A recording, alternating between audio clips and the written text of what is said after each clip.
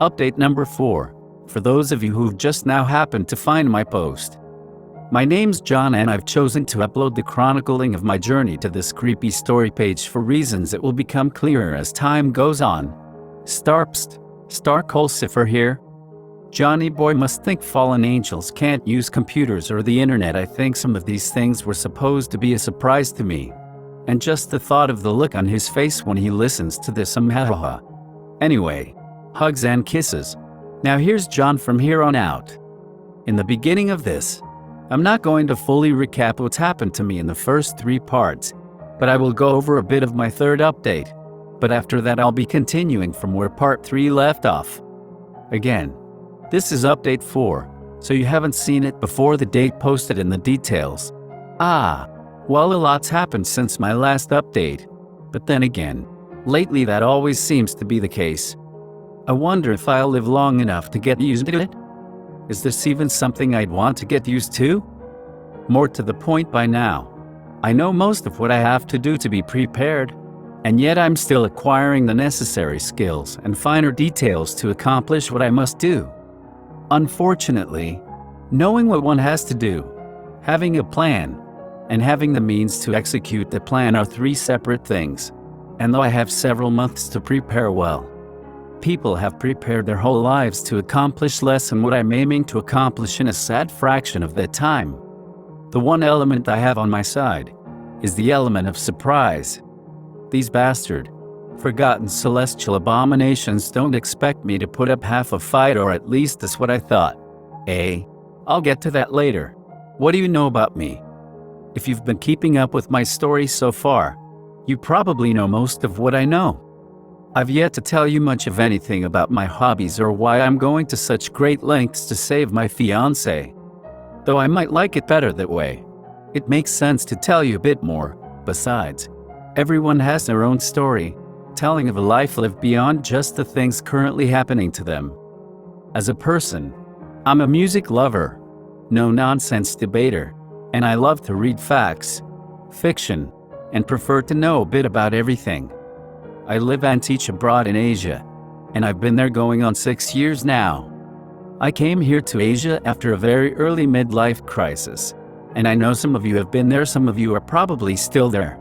Others still have been worse off than myself, though I know when you're in the middle of a breakdown crisis, the thought of anyone having it worse than you is the furthest thought from your mind. I don't mean to sound selfish, or like I know it all, but 2 things matter most when your sanity is on the line. 1, your survival, and 2, not hurting others. I had to tell myself to leave that situation and not look back. Maybe I seem to talk about it a lot, but that's likely because nobody's ever really asked me about it. Recovering from that situation was like a wake-up call to get on with my life, which sounds a lot easier and prettier than it was. As they say, easier said than done. Truth is, I was an ugly, negative mess before I got all the way through it. Nearly a year after, I was slowly recovering, and maybe too slowly, but everyone recovers at a different pace. But even without looking, I found Sandy. No, she's not an angel, though you would have a hard time convincing me of that when I first met her. She inspired me to pull myself together, helping me to erase a lot of learned toxic traits I'd picked up. Sometimes relationships are their own brand of creepypastas. For example, what becomes the norm for some, well, it would shock most people on the outside of a relationship looking in. That being said, a fitting quote for the rest of you who've recovered quickly, or who've never been through anything like what I've mentioned. Anyone who can't relate with or understand another person's suffering or feelings of loss or mourning, do try to consider yourself truly lucky to not understand the depth of pain and anguish. May you always be so lucky. Some people ask me why go by John? Couldn't you have used another name? Well, duh, but that's my name. Oh, yeah. I mean, sure, I could have lied. You could have been reading or listening about Richard Blackwater or Jack Starkland, but the truth is, I was named after John the Baptist, the man who baptized Christ, or so my parents say. More likely I was named after my 2 uncles, both named John. Now to the creepy stuff. My work life, I typically work about 7 days a week, checking mountains of workbooks, teaching English to children who are learning it as a second language, classes of 30 or more kids, some of which want nothing more than to sing, dance, and or gossip about their teachers for the entire lesson, every lesson. Then there's dealing with occasional and usually unrealistic expectations or deadlines from my boss, constantly having to decline offers to go out and get a beer with friends or coworkers. Otherwise, I'd have no time to spend with my fiancé or est. Since my move to Asia, I've traveled to several countries, usually for business, but never missing an opportunity to have fun along the way. And no, I don't come from old money. Nah, all I have is all I've earned, and I happen to enjoy it most when I'm with my sweetheart and fiancée, Sandy. Let me reiterate, to really emphasize what she means to me. Okay, so many of you kind souls who follow my journey have actually asked why it is that I care so much for Sandy, and so I felt I owed you some kind of answer. Well, my best answer is that I believe, and not without reason, that if she never came into my life, I just might have ended up dead, or suffering so much I might wish I was. Then again, knowing what I know now, it's her who would have ended up dead without me. We aren't carbon copies of each other in terms of hobbies and interests, but in our free time, we both like to visit Buddhist temples, check out local malls for hot sales, and find new restaurants or cafes. Alright, enough mushy stuff. As some of you may have heard by now, I've technically inherited a fallen angel from one ancestor or another. Sandy doesn't know about her, and hopefully she never will. She can't stand spooky stuff, and even Mr.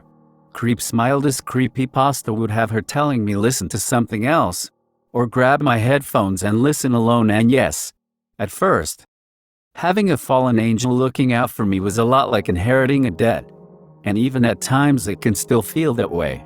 Ellipsis, but it's not all bad. How I learned about this inheritance started out with her haunting my family.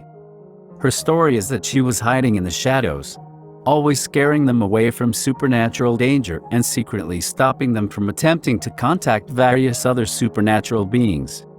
Something interesting she explained was that my family is drawn to such danger, drawn to the strange and occult. Like she herself, and yes, she prefers that pronoun most of the time, has got some strange fascination, or maybe even an obsession with certain people from my bloodline, myself included. I may be onto the reason why, but all I've got are a few vague hunches but nothing concrete. I'd like to address the incredulity of this angel's name. Yeah, sure. I know her name might sound familiar, but have you ever looked at a list of angelic demonic names? It's full of els, ils, and ifers. Their spoken names may differ from their true name, as centuries come and go and these beings become known for different things by different groups of people. Just from recent research, I found a few translations of her name. It's just that I can't seem to make sense of any of them at this point. So, this fallen angel, Colcifer is her name. You see, she hasn't been tricked into an aerial type of servitude or anything like that, but rather is only very loosely bound to me. I suspect she could just leave if she really wanted to, and as she explained to me, she sees her pact or agreement as a mutually beneficial contract. To be honest with you, I'm not 100% sure what she's getting out of it. If you're still following, you have my thanks. Now I hope you don't mind if we cover a few clarifications. My goal isn't to try and convince you of anything I'm currently going through. Probably best if you tell yourself it's just a story. That said, just in the last year or so, I've witnessed that the world is full of wonders and terrors, beyond what we're taught to pay attention to in school, or just too busy with our 9-to-5 jobs to pay these things any mind. Of course, everyone knows enough bad things happen, even without the help or hindrance of dark, supernatural forces at work behind the scenes of everyday life. We humans can be scary, cruel, and terrible monsters all on our own. Throw demons, specters, and real monsters into the mix. Sprinkle in a few outsiders and nameless entities older than angels. predating the star at the center of our solar system, well, that just complicates things. Let's make it a bit less complicated. Many terrible, even famous crimes and tragedies are directly set into motion by otherworldly fiends, but, I mean, who has time to worry about such things anyway? I assume you're preoccupied with bills, keeping food on the table, holding down a job and just trying to enjoy life. Some of you might be thinking, so what? There's some demon haunting my house. If there is, it hasn't bothered me yet. And I get it. I really do. But if I told you that most demons amplify every negative emotion, at least doubling harmful and toxic impulses? Not here to give a sermon, but these things work best when you don't even know they're feeding off of you. You might learn something useful from my journey, or ongoing account of my life after I learn such things exist. I'll ask you to forgive my devil-may-care attitude. It can't be helped. I had my fear, or the essence of my fear, taken away from me. A lot of what drives me is my love for my fiancée, and the anger I feel towards the beings on their way to get her. I don't know what they want from her. I only know it's nothing good. I extend to you the same invitation that I have to those that found my story before you. I welcome you, and God knows I could use some company. Fallen angels aside, you see, I can't talk about these things with friends and family. It wouldn't do them any good, even on the off chance that they humor me to convince them, or even ask them to suspend their disbelief. Woo boy, that would just draw unwanted attention from certain supernatural entities, one so nasty. I'm pretty sure they would just chuckle at your protective salt lines, chalk circles and crucifixes. Now, I'm pretty sure they've no particular reason to target you, so don't be shy. I've posted 3 updates before this one, and I've heard no complaints of increases in supernatural disturbances, although the number of people following my journey via these updates has dropped significantly, 160,000 down to around 60,000. You don't think that they? Hi, I'm sure they're fine. Probably. I mean, sure, some of them could just be busy with life. Others maybe just weren't interested, and hey, that's perfectly alright. After all, an invitation can be declined.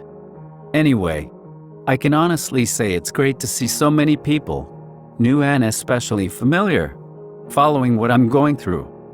For those of you who are new here, if you ever feel a bit lost, you can always check out my previous updates on Mr. Creep's channel before you continue on to this 4th installment. Some people might ask why I post there, and my only answer, aside from being a fan, is that people post there all the time. Some true, supernatural stories, some made up, and some so eerily accurate that you're not quite sure either way. Let's get started on the real update. As always, expecting more than a day of normality with Colcifer in my life is a lot like winning the lottery. The last few days were no exception. No jackpot for Johnny Boy. Which brings us to the point of my update. The last time I posted, I just spent around 3 days in the Nexus. Honestly, it feels like I left out too much of what happened during my stay there. So I'll fill you in before I catch you up on more current events. I ran a battery of various different tests and experiments, and in doing so, I learned a bit more about the Nexus and how it operates. Allow me to clarify, these are some of the details I left out of my 3rd update. More has happened since then, but I thought about it for a while and figured some of these details might be of interest. For starters, the layout of this place is like a massive mansion, a mansion in the void still. The name Nexus has a certain charm to it. Many aspects of the Nexus, while they still remain a mystery. After all, I was just there for 3 days. That's strange. Sentient mannequin I got that red zoot suit from. I didn't see it during my stay, though I didn't bother making another trip to the massive closet chamber either. Going a bit more in depth about my time during my self-imposed confinement within the Nexus, there remained an unseen presence, always just out of sight, sitting on the edge of my now slightly augmented senses. Whatever it was, always felt closer during my experiments. It made me feel quite paranoid, so I had a big brain moment. and decided to use that third eye technique Lucifer taught me.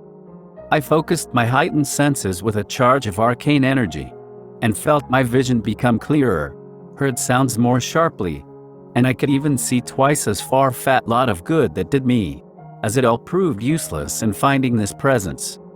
I would turn swiftly on my heels and focus a bit of my energy into my extra senses. Embarrassingly, several times I did this, and felt pissed off after not getting any results. I felt pretty sure I wasn't alone in this massive place. However, I didn't sense any immediate danger, and so I gave up on trying to find what probably wasn't there. Now, when I said I didn't feel any danger, I didn't mean that I felt safe. Sending a command to the Nexus, I felt a sense of danger when I changed the opacity of the section I dubbed as the observation area. This caused the wall I hadn't seen to become crystal clear. The view was breathtaking, and to say it was beautiful would be, it's barely the half of it. But something about the way it looked outward into the void, there was a profound feeling of being unwelcome. What should I call this area? I can observe outside, so maybe I'll call it the observation area? For now, let's just shorten the title to the O.A. Think of a rational thing for me to do next, and you can almost always bet I won't. And in that spirit, I probably shouldn't have done what I did next. I put my ear to the translucent wall, briefly ignoring the unfamiliar, unblinking stars in the distance, and spoke to the Nexus allow sound from outside. At safe volume levels, the wall shimmered briefly, and the faint sound of static filled the room. It ebbed and flowed, and at every crescendo, my hair would stand on end. What I was hearing couldn't have been static, it sounded more like chorus comprised of millions upon millions of screams. Anger, hatred, but none were screams of anguish or suffering. Instantly I had flashbacks to the night terrors which plagued me as a child, of things with too many fingers, fangs and eyes. I heard a faint, nearly imperceptible skittering sound, prompting a flashback of the sleep paralysis entities that used to attack me frequently in my early teens. What I saw were images of halogen bright, geometric spider-adjacent creatures, violently dancing in a desperate manner toward my paralyzed face and body. I remember my heart thundering in my chest as every undulation brought the things closer to me, powerless to even make a sound, though my mouth was surely open and trying. I snapped out of the flashback, my consciousness now fully in the present moment. I mused aloud now. Fear or no fear. Even I know when I'm in danger, I thought for a whole 5 seconds. I think that whatever those things were, I had a feeling that this void is the place where they reside. I took a few healthy steps back from the observation wall and addressed the Nexus. Nope. No thanks. Nexus, cancel outer volume, and turn off observation mode. Even with my fear gone, I was still very able to feel uneasiness. Whatever the hell I just heard, whatever I just saw, I wanted no part of that mess. Not this John, or at least, not this time. I'd find a way to bring it up and ask Kosa for her opinion on it the next time we travel here together. Shortly after that incident, I portaled home. Upon returning to my home sweet home, I still had some supplies left over from the trip, so I restocked some of the things I'd used up, threw the trash away, and decided later to tell Sandy that a bunch of stuff had expired, thus covering my tracks.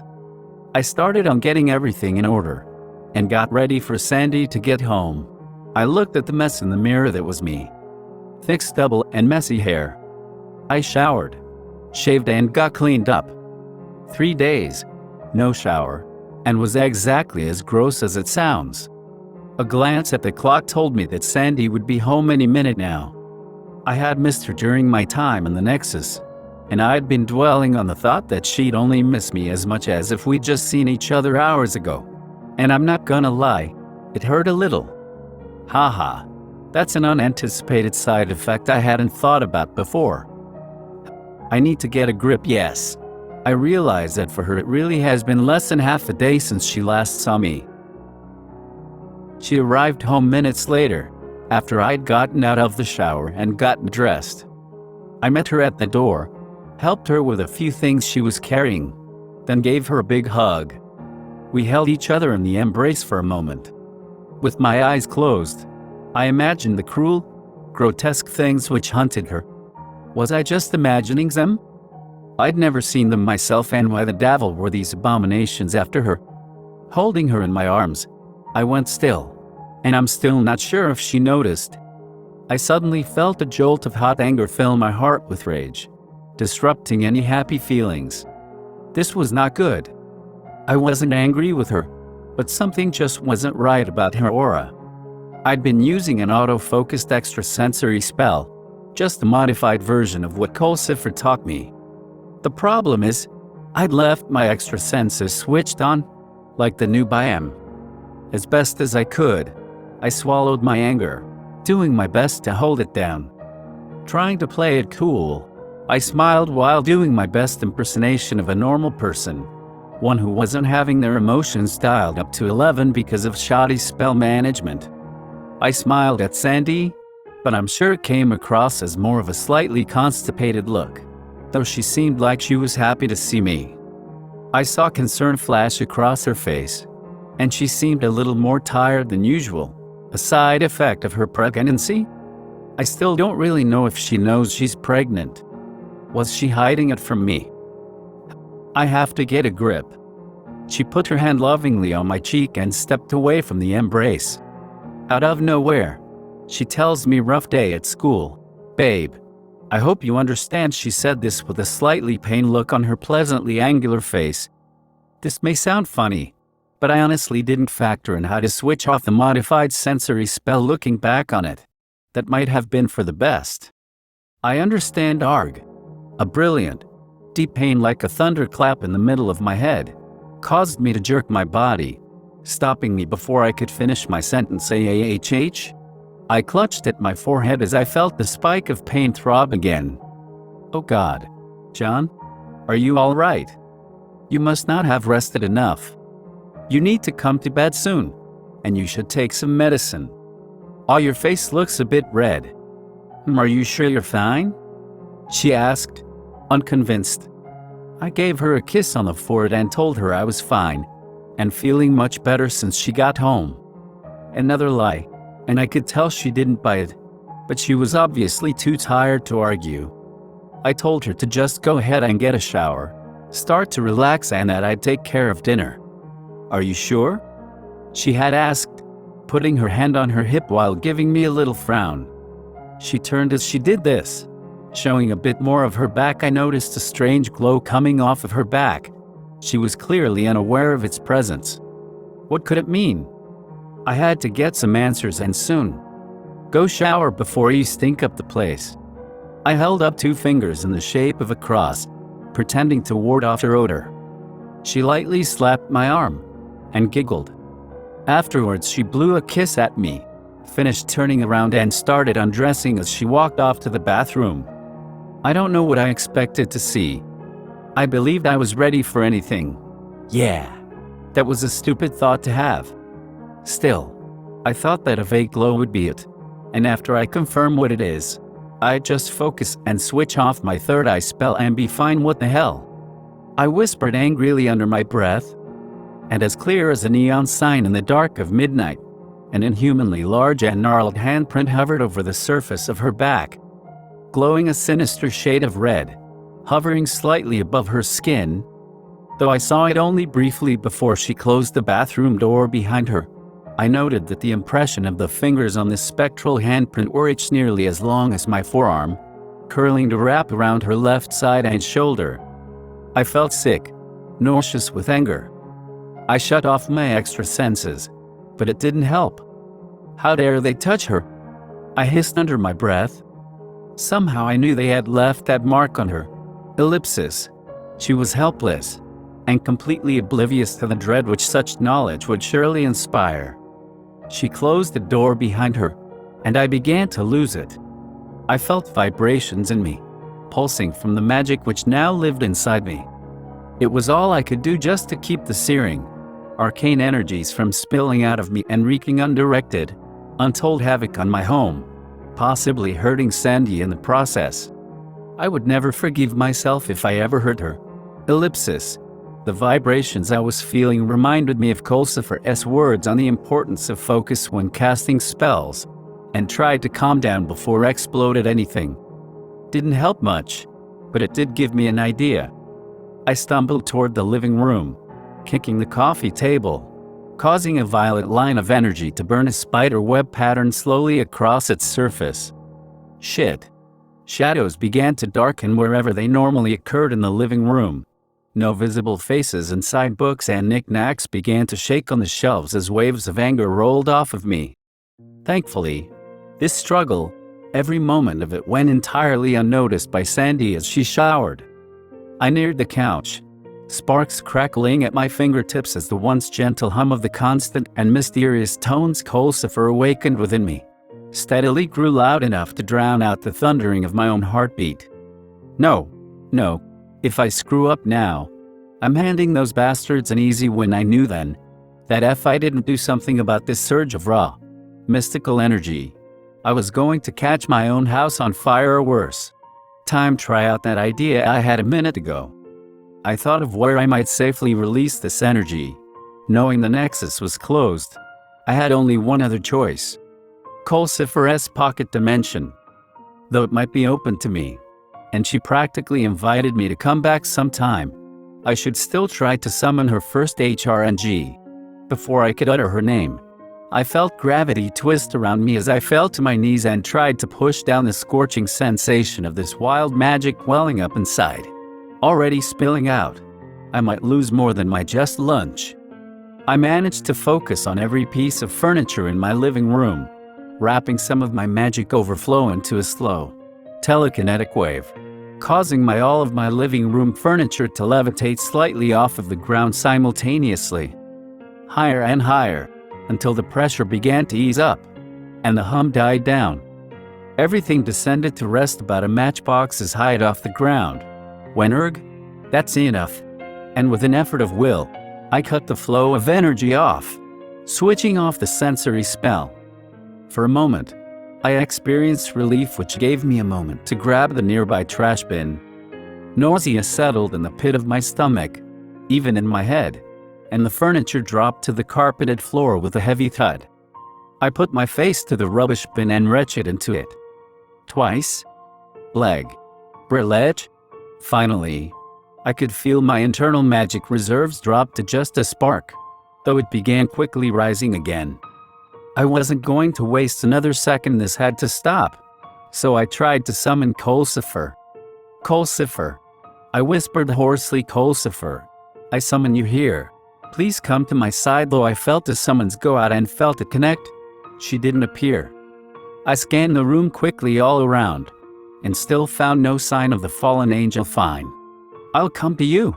Then, I said to the empty room while crawling up onto the couch. Focusing my mind inward, I thought of her secret realm, and used my surging power to charge each thought. Unlike last time, I entered meditation as if I'd flipped a switch. I closed my eyes, then opened them to find myself in Coulsopher's windowless, doorless study. It was exactly as I remembered it.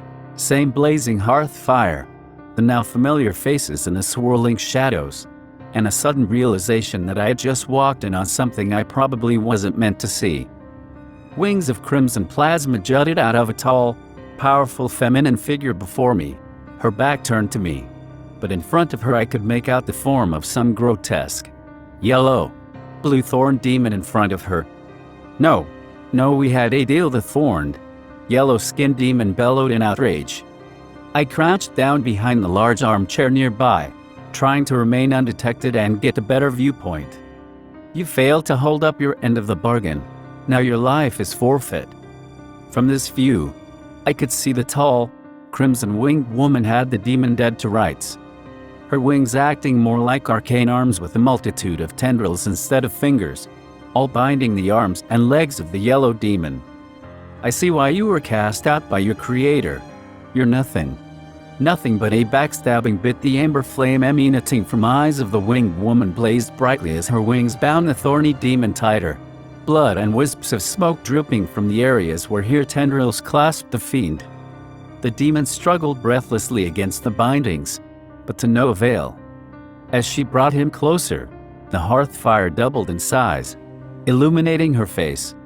I had an idea already, but the tall, plasma-winged woman was Colcifer. I'm sure of it. I didn't fall, nor was I cast out. I took a swan dive, and sauntered away from the grace of Father Dearest. But you? Star Colcifer giggles menacingly. Star, you're no better than a slab of beef. And unlike hellfire, I'm afraid you'll not find any comfort in this flame. Before the demon could retort, Colcifer thrust the yellow demon into the hearth. I rose from my place, confident that Colcifer wouldn't lose it on me. Hey, hot stuff, I quipped at her. Her form shrank in size and her wings faded from view. Oh, hi, John. Nice to see you here in my room, uninvited. Here, you can take care of this demon for me. Oh shit. Come on, Colcifer.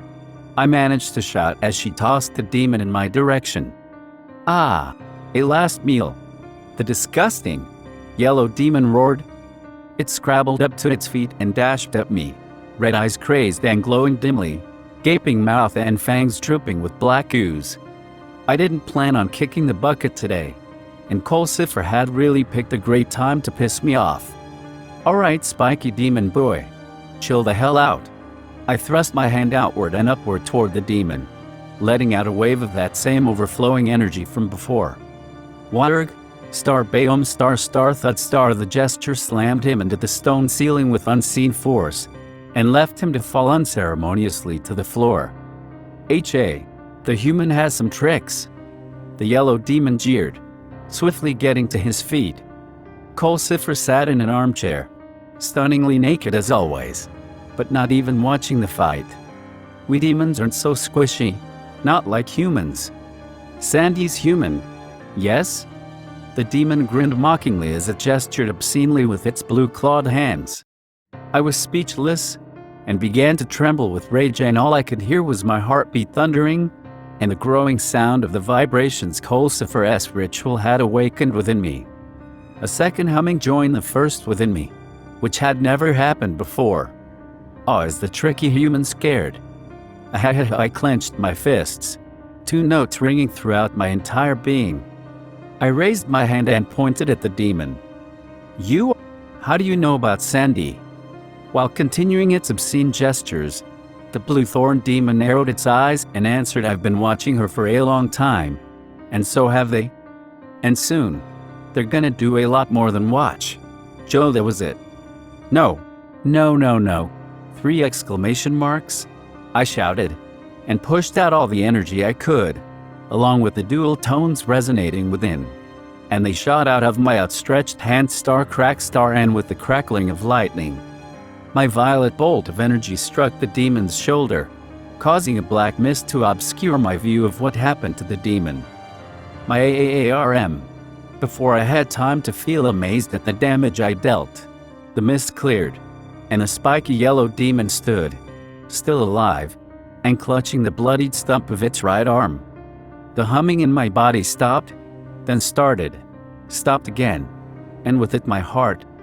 See, Colcifer, I cried out, but she had already turned to watch some time before then. She looked concerned, for maybe a few seconds, just a moment. Really?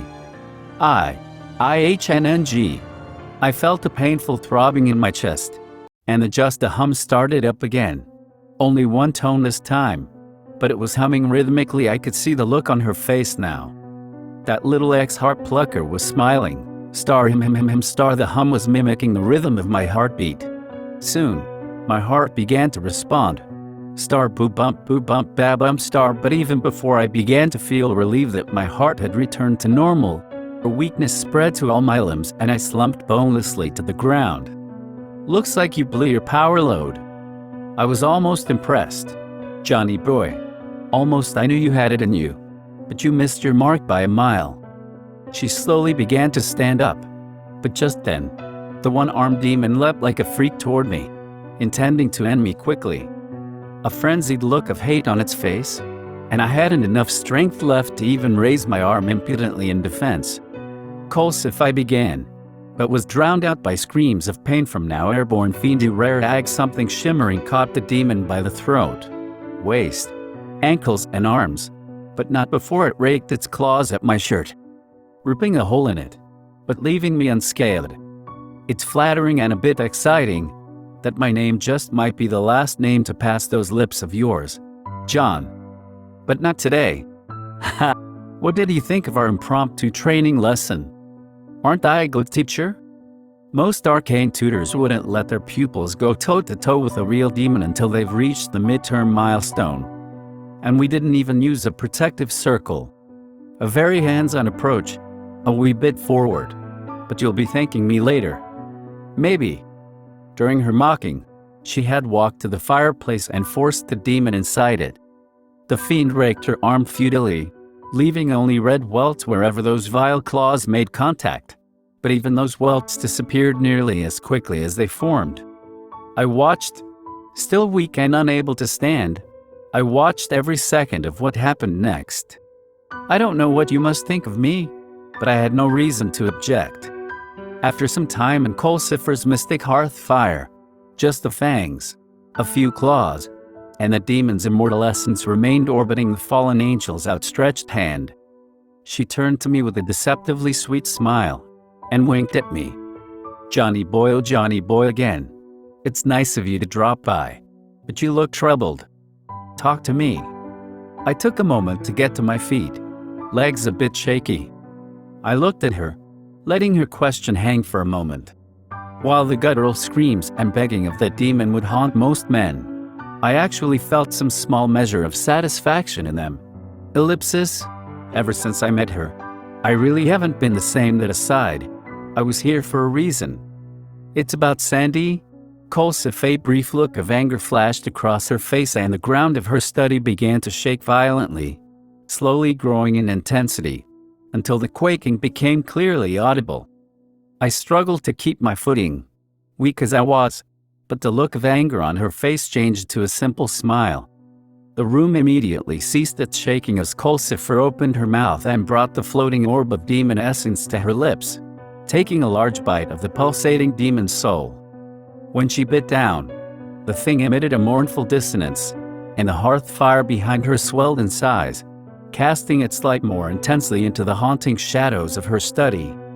She swallowed it with an audible gulp, maintaining a flirtatious amount of eye contact with me as she did. Colcifer. Oh, of course it's about her. Why else would you barge into the private sanctum of a smoking hot no, never mind. Forget it. What's the matter with Sandy? I walked to the armchair nearest the hearth, sat down and poured myself a glass of the amber liquid from the decanter, and knocked the glass back, downing its contents in seconds. I could feel the burn of it all the way down to my loins, convincing myself that the alcohol was the only thing I was feeling in that area. John, thanks. I mean it. But did you see how apeshit my magic went just now? Maybe you want to tell me why my magic is spilling out like that. I really thought maybe I stupidly screwed up that extrasensory spell you taught me. But looking at it now, something inside of me was reacting to something I sensed, something I saw on Sandy's back. Colcifer. It looked like a giant, spectral handprint wrapped around Sandy's back, and I feel like she's been acting, I don't know, a bit colder lately. She walked closer to me, opting to sit on the arm of the chair. I'm gonna sidestep the question rather than giving you the relationship advice that you're low-key fishing for, and instead, I'm sure you'll be relieved to know that my warding and alarm spells I placed on Sandy are working just fine. Well, mostly fine. She began to run her fingers through my hair. Your hair has some demon ichor in it. It's a good look for you, John. Like old times. Had I killed demons in a past life? Questions for another time. John, hey. Cut that out. Look, tell me what you mean about your warding spells working. She grabbed a handful of my hair and yanked at it sharply. You're no fun sometimes, John, she said, standing up to walk sensually to the other armchair. That aside, allow me to clarify, My warding spells protected her from any negative side effects which normally would result from direct contact with nameless scouts from the abyss. Though if it were a direct attack, there's no spell I know that could stop it. And as usual, you weren't listening. The alarm spell copies and displays the imprint and basic information about whatever supernatural being trips the alarm. I'll check on the results of the spell in a minute, but from your report, dear Sandy is fine. So on to what vexes your magic flow, that once dormant, inhuman DNA within you, clearly reacted to the residual spirit particle imprint left behind on Sandy. Look, it's all very technical, so let's not get bogged down in the minutiae. But in terms of potency? Well, I mean, your arcane power is nothing mind-blowing, but for a human? That boost was definitely not bad, but I've seen bigger. Heh, got any more questions? Hell yeah, I have more questions, but I gotta get back before Sandy gets out of the shower. Damn it, before I go, is this going to happen again? And will you let me know exactly when you have more details? It's been about 10 minutes since I got here. Another 30 seconds wouldn't hurt. You know she's safe, so no. Besides that, you've shot your whole magic reserve. Damn lucky your own head didn't explode. So you can expect to have basically the equivalent of just sticky coins and pocket lint in terms of magic aptitude for the next day or so. Maybe a headache. Not to mention, you were like, pretty dead for a moment, medically speaking. Probably the only thing that kept you alive was that power I awakened in you. I mean, of course I would have jump-started your heart myself, but I really wanted to see just how much of that inhuman DNA of yours was active. Oh, look at the time. See you later, John. Before I could even open my mouth to swear at her, my perception swirled as I was enveloped in an aura of vibration. The portal opened at nearly the height of the ceiling over the couch, and I slammed my hip onto the edge of my couch, not quite sticking the landing, slumping halfway onto the ground. Haha. Ow. Oh, that stupid new haunt. I'm going to get her back for that. Just then I heard Sandy call out, John, are you alright in there? Yes and no, but mostly no, as I want to tell her. In that moment I wanted to tell her exactly how screwed we are. Especially because I'm the only shot at having an answer to life or death problem that she doesn't even know is coming for her. Yeah babe. Just dropped a few books. All good here. Thanks, Eli, as I grab a few books from the shelf and walk towards the bathroom door as she starts to open it. Lying to her was getting easier. It helps ease my conscience, knowing that at least she gets to enjoy her sanity a while longer. John, you be careful when you go teach tomorrow. You know how unsanitary some students can be. With this new virus going around, just remember to wash your hands before touching your face, and every time before you eat. Several more cases of she continued on, but I honestly spaced out. Obviously channeling all that arcane power, though only a modest amount, was more than I've ever done before. I interrupted her. Babe, I'm calling it an early night. You coming to bed soon? She answered, saying that she was going to prepare a bit for tomorrow, and maybe eat a pack of ramen. You can't miss another day of work, John, and tomorrow's your lightest day anyway. If you wake up without a fever, you should just power through tomorrow's classes. I smiled and gave her a kiss on the forehead. Sounds like a plan. Sand a bun.